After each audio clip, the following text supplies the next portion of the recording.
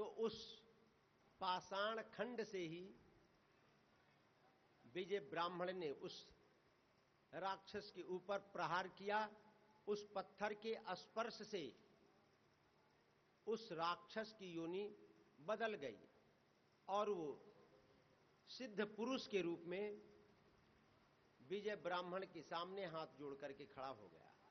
आज आपने मेरा उद्धार कर दिया। मैं 2 मनवंतर से इस योनि में था, लेकिन धन्य है एक गिरिराज पर्वत जिसके स्पर्श मात्र से आज मेरा उद्धार हो गया। तस्य दर्शन मात्रेण नरो याति कृतार्थता। गिरिराज के दर्शन से ही मनुष्य का कल्याण हो जाता है। जब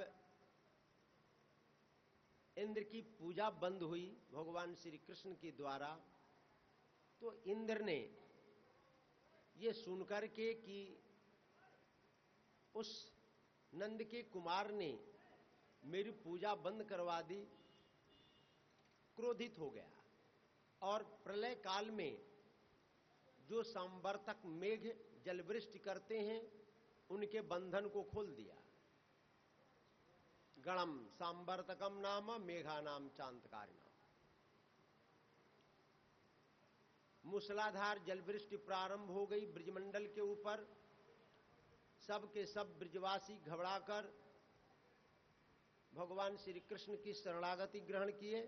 गोपा गोप्यश्च सीतार्ता गोविंदम शरणम ययुः। हम आपकी शरण में हैं, आप हमारी रक्षा कीजिए। भगवान श्री कृष्ण ने कहा कि जिन गिरिराज की हम लोगों ने पूजा की है वही गिरिराज हमारी रक्षा भी करेंगे। भगवान श्री कृष्ण ने सभी ब्रजवासियों के साथ गिरिराज महाराज के पास में आए और दधारो लीलिया कृष्णस छत्राको में बालक। जैसे कोई बालक छत्ते को कुकुरमुत्ते को धारण कर लेता है, उसी प्रकार भगवान श्री कृष्ण ने उस गिरिराज पर्वत को अपने हाथ के ऊपर धारण कर लिया। सब के सब ब्रजवासी अपने गोधन के साथ संपूर्ण सामग्रियों के साथ गिरिराज के अंदर आ गए और 7 दिनों तक अनवरत जलवृष्टि होती रही, लेकिन ब्रजमंडल में धूल उड़ता रहा। 7 दिनों के बाद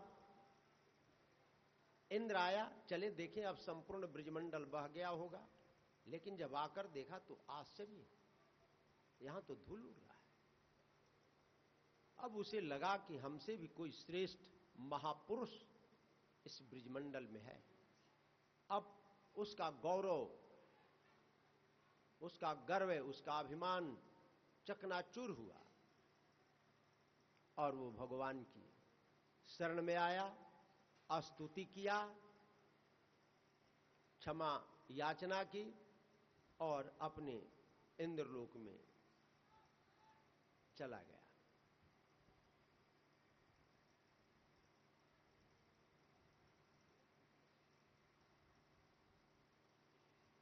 एक अध्याय में वरुण लोक से भगवान श्री कृष्ण ने नंद बाबा को लाकर मां यशोदा को, ब्रजवासियों को आनंद प्रदान किया, वर्णन है। उसके पश्चात रास पंचाध्यायी का वर्णन प्रारंभ है। श्रीमद् भागवत के 10वें स्कंध के 29वें अध्याय से 33वें अध्याय तक भगवान अपि तारात्रि शरदोत्फल मल्लिका विक्षरन्तु मनश्चक्रे योगमायामुपाश्रिता।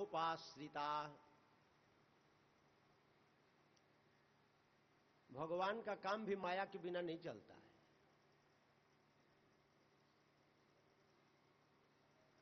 माया जो हो नहीं और दिखाई पड़े, प्रतीति हो, वस्तु की सत्ता न हो लेकिन दिखाई पड़े। आश्चर्य यही है माया का। यह हम लोगों का शरीर है नहीं, लेकिन दिखाई पड़ रहा है। आत्मा है लेकिन दिखाई नहीं पड़ता। शरीर पहले नहीं था, बाद में नहीं रहेगा, तो आज भी नहीं है। एक ये सार्वभौम सिद्धांत है कि जो वस्तु पहले नहीं होती है, बाद में नहीं होती है, वो वर्तमान में भी नहीं है। जैसे घड़ा पहले भी नहीं था, बाद में भी नहीं रहेगा, तो वर्तमान में भी नहीं है, लेकिन दिखाई पड़ता है। लेकिन आश्चर्य तो यही है कि घड़ा हमको मिट्टी के रूप में नहीं, घड़ा के रूप में दृष्टिगोचर हो रहा है, यद्यपि है मिट्टी। तो ये संसार पहले भी नहीं था, बाद में भी नहीं रहेगा, तो वर्तमान में भी नहीं है, क्योंकि इसकी सत्ता निश्चित नहीं है। प्रति क्षण परिवर्तित हो रहा है, ये परिणामी है, बदल रहा है, क्षणभंगुर है।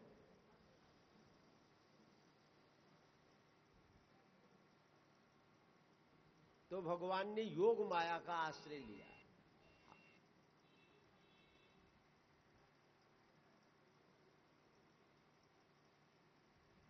और योग माया का आश्रय लेकर के बेणु वादन किया, बांसुरी बजाई।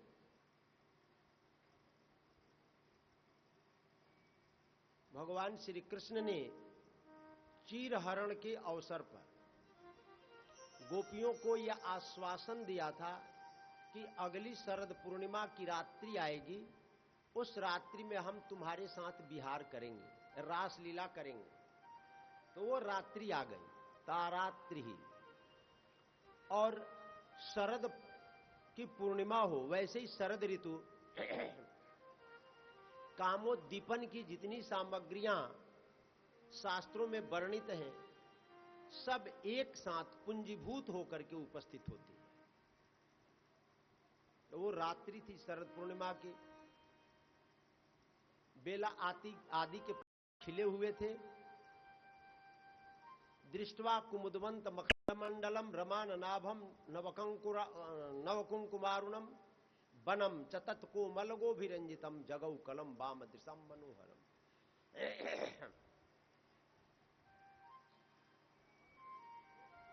चंद्रमा अपने संपूर्ण चांदनी बिखेरे हुए था। संपूर्ण वन प्रांत निसर्ग से युक्त था। श्री कृष्ण ने मधुर बांसुरी की तान छेड़ी।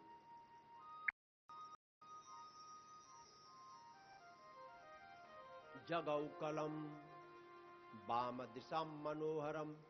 ये कलौ को ऐसा कहते हैं कि ये काम बीज है, क्लिम।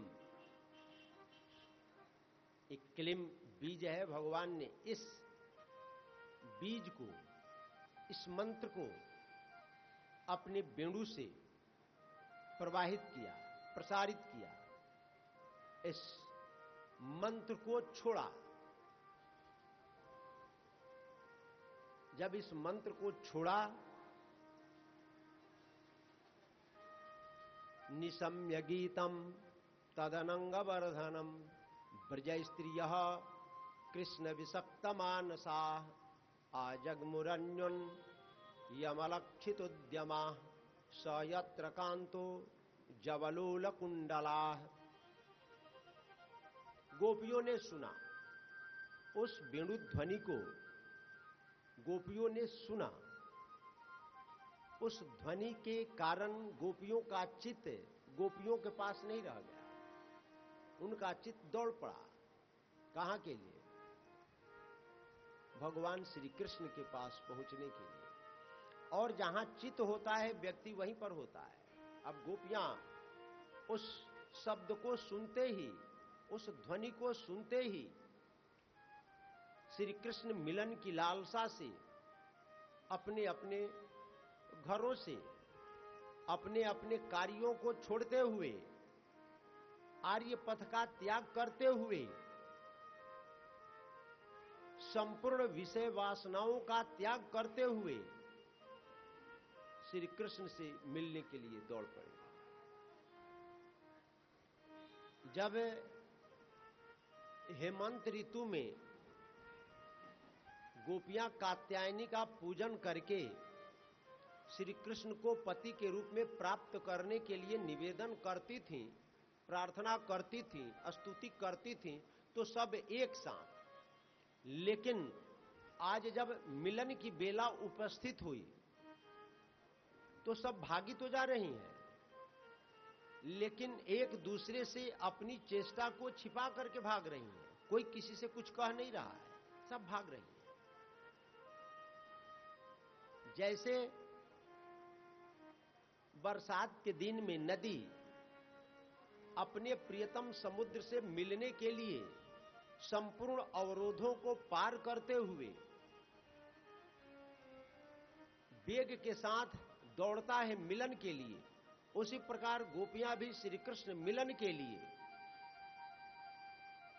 संपूर्ण अवरोधों को तोड़ते हुए चल पड़ी। जा रही हैं, इसका बड़ा मार्मिक चित्रण किया सुखदेव जी ने। दुहंत्यो भी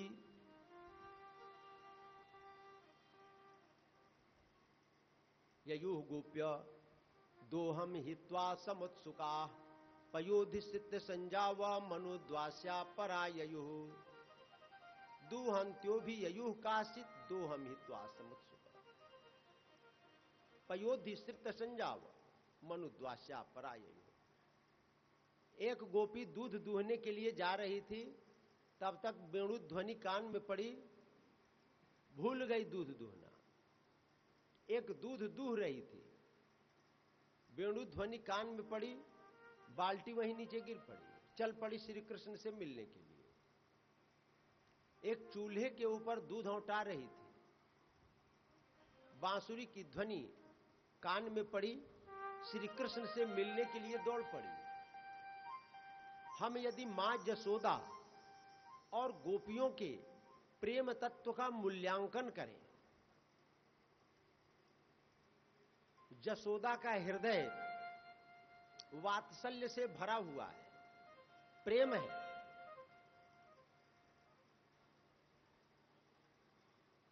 और गोपियों का हृदय ही नहीं, कृष्णो हम पश्यत गतिम ललितामिति तन्मना। श्री कृष्ण से इतना तन्मय है कि उनको अपना अस्तित्व पृथक दृष्टिगोचर होता ही नहीं है। वो तो कहती है कि मैं ही श्री कृष्ण हूं। तन्मयता में और भाव में यही फर्क है, अंतर है। श्री कृष्ण को अपना पुत्र मानती हैं, उनकी सत्ता पृथक है यशोदा की, और श्री कृष्ण की सत्ता पृथक है, वहां पर द्वैत है। लेकिन गोपियों के जीवन में द्वैत नहीं है। अपने आप को भगवान स्वयं कहते हैं, तामन मनस का मत प्राणा मदर्थ त्यक्त दही कहा।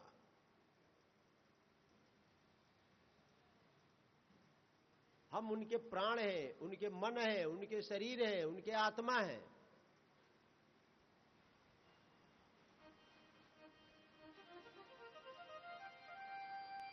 यशोदा जी ने दूध को चूल्हे पर से उतारने के लिए श्री कृष्ण को नीचे रख दिया, लेकिन गोपियों ने दूध दूहना छोड़ दिया। चूल्हे पर दूध औंट रहा है, नीचे गिर रहा है अग्नि में, भूल गई, श्री कृष्ण से मिलने के लिए दौड़ पड़ी। एक हलवा बना रही थी, वेणु ध्वनि कान में पड़ी, हलवा बनाना भूल गई, श्री कृष्ण से मिलने के लिए दौड़ पड़ी।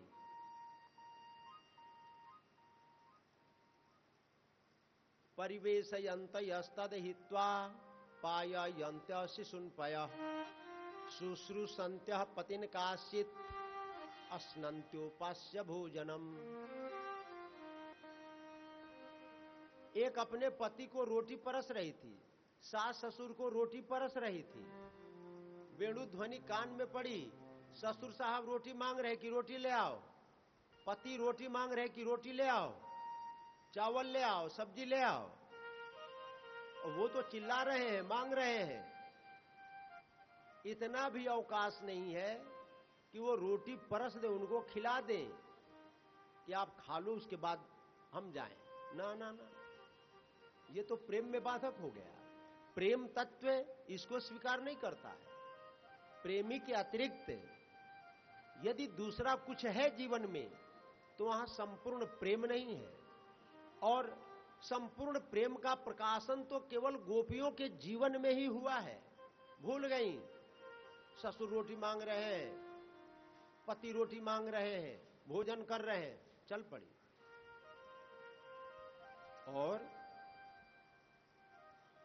पाया यंत शिशु पया, एक अपने नवजात शिशु को स्तनपान करा रही थी,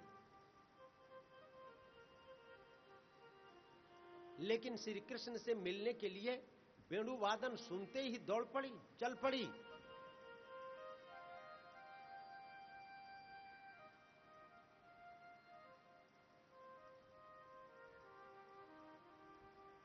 शिशु को दूध पिलाना भी वर्जित, यानी अपने पुत्र से भी ज्यादा प्रेम श्री कृष्ण में है। हम लोग तो मंदिर में जाकर के हाथ जोड़ लेते हैं, एक माला फेर लेते हैं और कहते हैं कि भगवान अब तक मिले नहीं। हम जरा अपने आप को तो टटोले कि क्या हम गोपियों के जैसा बने हैं।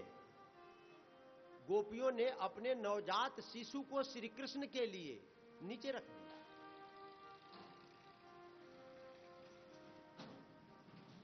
एक पति के पांव को दबा रही थी, वेणु ध्वनि कान में पड़ी, चल पड़ी। पति रोक रहे हैं कि रुक रुक, कहां जा रही हो, रुकने का भी अवकाश नहीं है। एक भोजन कर रही थी, भोजन करना भी छोड़ दिया। लिंपन्त्यः प्रमृजन्तुन्या अंजन्त्यः काश्चलोचने व्यत्यस्त वस्त्राभरणः काश्चित् कृष्णान्तिकं ययुः। एक कोई चौका लगा रही थी, वेणु ध्वनि कान में पड़ी, चल पड़ी। इतना भी फुर्सत नहीं है कि हाथ धो ले। एक उबटन लगाई थी,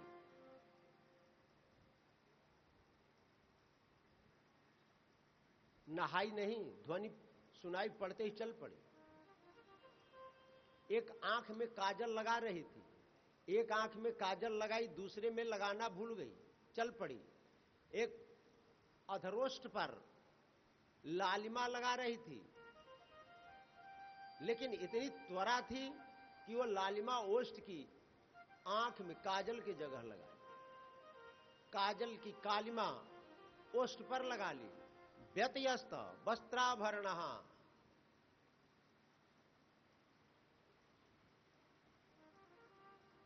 लहंगा ओढ़ लिया, चुंदड़ी पहन लिया, नाक की बाली कान में लगा ली, कान की नाक में, कंगड़ पाजेब के जगह, पाजेब कंगड़ के जगह, हार करधनी के जगह, करधनी के जगह हार लगा ली। व्यत्यस्त वस्त्राभरणः काश्चित् कृष्णान्तिकं ययुः। ये प्रेम की पराकाष्ठा है। व्यक्ति अपना व्यक्तित्व भूल जाता है, अपने आप को भूल जाता है। प्रेम के प्रवाह में जब प्रवाहित होने लगता है तो भूल जाता है, अपना अस्तित्व ही खो देता है कि मैं हूं। प्रेम गली अति सांकरी, तामे दोन समाए, दो रह ही नहीं सकता है। संसार, भोग और योग दोनों एक साथ नहीं रहता। संसार और परमात्मा दोनों एक साथ नहीं रह सकते, दोनों का अस्तित्व भिन्न है।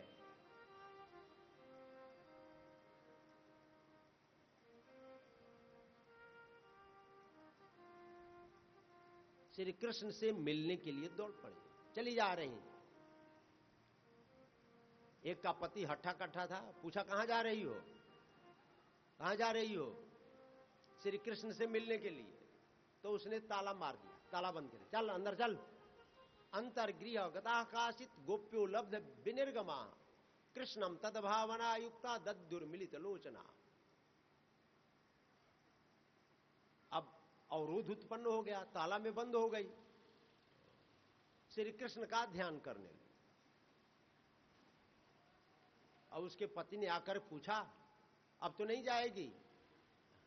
वो बोले नहीं, अब तो नहीं जाएगी। जाऊंगी तो ताला मैं नहीं खोलूंगा। क्यों? क्योंकि तुम मेरी पत्नी हो, तुम आपकी पत्नी है, हां तुम मेरी पत्नी हो, मैंने तुम्हारे साथ विवाह किया है और तुम पर पुरुष के पास जा रही हो, श्री कृष्ण से मिलने के लिए जा रही हो, ताला नहीं खुलेगा। उस गोपी ने कहा कि विवाह आपका किसके साथ में हुआ? तुम्हारे साथ। तुम्हारा यानी शरीर के साथ। तो शरीर के साथ आपका विवाह है, शरीर के पति आप, इस शरीर को आप रखिए अपने पास में।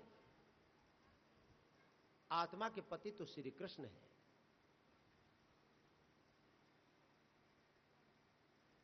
दुस्सह पृष्ठ विरह तीव्र तापधूता शुभा ध्यान प्राप्ता च्युताश्लेष निर्वृत्या क्षीण मंगला। इतनी वेदना हुई, दुस्सह वेदना, कि उसने अपने पांच भौतिक शरीर को ही छोड़ दिया। श्री कृष्ण मिलन में बाधा पड़ने के कारण उसने अपने पांच भौतिक शरीर का परित्याग कर दिया। दिव्य रूप धारण करके पहले ही श्री कृष्ण से मिलने के लिए पहुंच गई। शरीर का पति और आत्मा के पति श्री कृष्ण। जब यह त्वरा हो श्री कृष्ण मिलन की कि यदि कोई बाधा उपस्थित होती है तो प्राण चला जाए, तमेव परमात्मानम जार बुद्ध्यापि संगता जहुर गुणमयम देहम सद्य प्रक्षीण बंधना। वो त्रिगुण से, तीन शरीर होते, तीन शरीर है। अस्थूल शरीर जिसमें तम की प्रधानता होती है, सूक्ष्म शरीर जिसमें रज की प्रधानता होती है, और कारण शरीर जिसमें सत्व की प्रधानता होती है। तीनों शरीर हैं और ये तीनों शरीर जब तक विद्यमान रहते हैं तब तक मुक्ति नहीं मिलती है। तो उस बाला ने तीनों शरीरों को यानी त्रिगुण से रहित होकर के और दिव्य रूप से भगवान के पास पहुंच गए। उसका गुणों का प्रवाह जो अस्थूल सूक्ष्म कारण शरीर था वो निवृत्त हो गया। तो राजा परीक्षित ने प्रश्न किया, कृष्णम विदुः परम कांतम न तो ब्रह्मतया मुने गुण प्रवाहो परमस तासाम गुण धियाम कथम। गोपियों ने श्री कृष्ण को परमात्मा जान करके नहीं भजा था कि वो परमात्मा है, ब्रह्म है, ईश्वर है। अपना पति, अपना कांत, अपना प्रियतम जार बुद्धि से, जारा बुद्ध्यापि संगता, जार बुद्धि से, व्यभिचारिणी बुद्धि से सेवन किया था। फिर भी उनका गुणों का प्रवाह रूप जो तीन शरीर है, अस्थूल सूक्ष्म कारण, वो निवृत्त हो गए। ये समझ में नहीं आया। अरे ब्रह्म को ब्रह्म मान करके यदि भजे और गुणों का प्रवाह समाप्त हो जाए तो समझ में आता है, लेकिन व्यभिचारी बुद्धि से, काम बुद्धि से ब्रजबालाओं ने श्री कृष्ण का सेवन किया और उनका गुणमय शरीर निवृत्त हो गया। कहे कि हां, कामम क्रोधम भयम स्नेहम ऐक्यम सौहृदमेव च नित्यम हरो विदधतो यान्ति तन्मयताम हिते। भगवान का भजन चाहे काम से करे, क्रोध से करे, लोभ से करे, मोह से करे, वस्तु तत्व भाव की अपेक्षा नहीं रखता। आग के ऊपर आप पांव रखेंगे, जान के अनजान के भाव से कुभाव से वो जलाएगा। अमृत आप पिएंगे भाव से कुभाव से, अमर बनाएगा। विष आप पिएंगे प्रेम से, अप्रेम से, भाव से, कुभाव से वो मारेगा। तो वस्तु तत्व भाव की अपेक्षा नहीं रखता, वो अपना काम करेगा।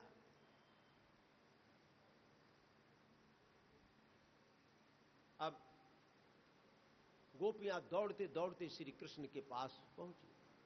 आबदत बदताम श्रेष्ठ वाचः पेशरी विमोहयन।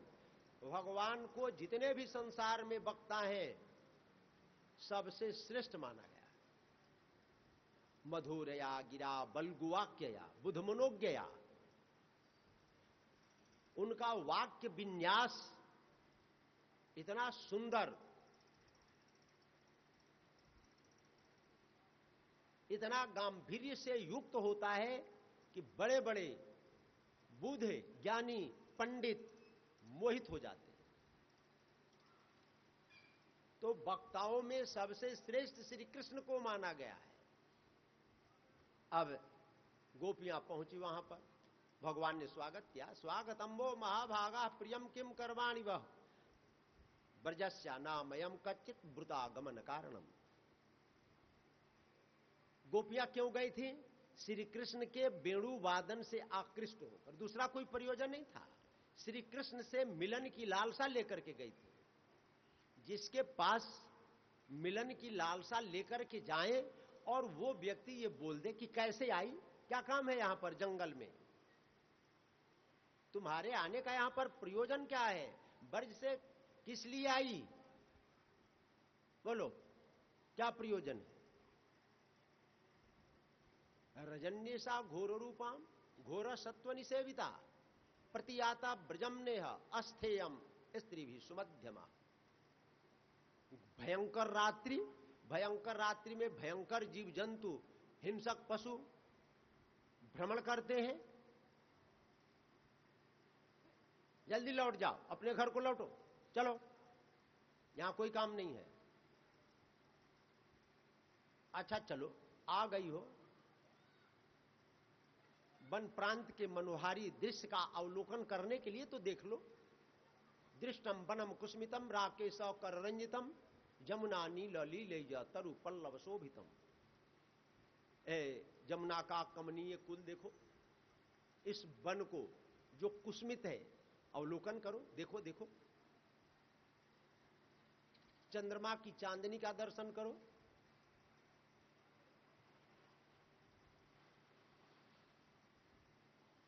तरो पल्लवों की शोभा देखो, पुष्पों की शोभा देखो, और जल्दी लौट जाओ। लौटो लौटो लौटो। हाँ, भय दिखाया, धर्म का उपदेश दिया। दोशीलो दुर्भगो वृद्धो जड़ो रोग्य धनो पिवा पति स्थिरभिर्नहा तब्यो लोकेप्सु भीरपात के। पति कैसा भी हो, दोशील हो, अभागा हो, बूढ़ा हो, जड़ हो, रोगी हो, धनहीन हो, ऐसे पति का भी त्याग नहीं करना चाहिए। नहीं तो अस्वर्गम यशस्यम च फल्गो कृक्षम भयावहम जुगुप्सितम च सर्वत्र औपपत्यम कुल स्त्रिया। जो कुलीन स्त्रियां हैं उनको उपपत्ति का सेवन नहीं करना चाहिए। देखिए, सब लोग किसी के भाई नहीं हो तो धर्म का भाई बना लेता है, पिताजी ना हो तो धर्म के पिता भी बना लेते हैं, कोई धर्म के भाई भी बना लेता है, कोई धर्म की बहन भी बना लेता है, सब बना लेते हैं। लेकिन अपनी पत्नी रहते हुए क्या कोई दूसरे को धर्म पत्नी बनाता है क्या? जैसे भाई पड़ोसी के भाई को हमने अपना धर्म भाई बना लिया, पड़ोसी के बहन को अपना धर्म बहन बना लिया, तो क्या कभी कोई पड़ोसिन के औरत को, घर वाले को, कोई अपनी धर्म पत्नी भी दोबारा बना? धर्म पत्नी एक ही होती है। धर्म से जहां पर प्रयोग किया गया पत्नी के लिए, सब कुछ दो हो सकते हैं, चार हो सकते हैं,